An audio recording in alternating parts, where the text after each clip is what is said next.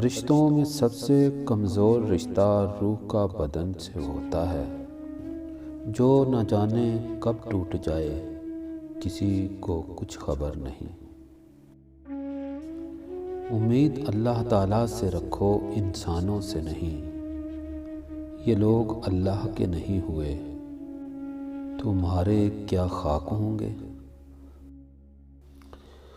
جب اللہ تعالیٰ سے مشورہ مانگا جائے تو مشورہ بھی ملتا ہے اور مدد بھی۔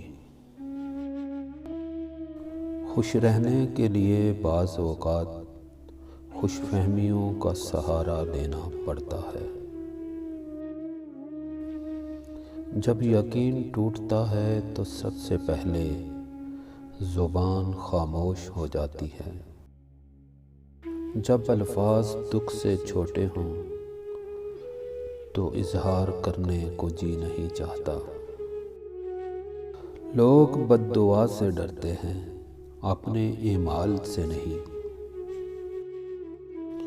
دل کا سکون وہاں ہوتا ہے جہاں سے ہم غافل ہوئے ہوتے ہیں۔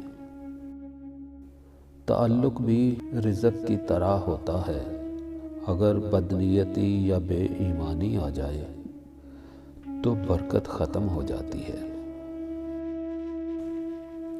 آپ کو اپنی پریشانی ہمیشہ آزمائش کیوں لگتی ہے؟ کبھی سوچا ہے وہ آپ کا مکافات عمل بھی ہو سکتا ہے؟ کسی کو پا لینے کے بعد اس کی ناقدری نہ کرو،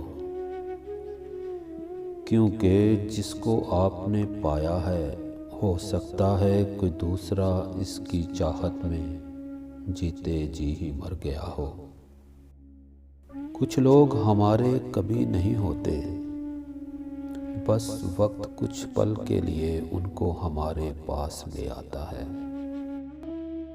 دولت دنیا کی ہو یا ایمان کی، جتنی بڑھتی جائے گی اتنی نیند کم ہوتی جائے گی۔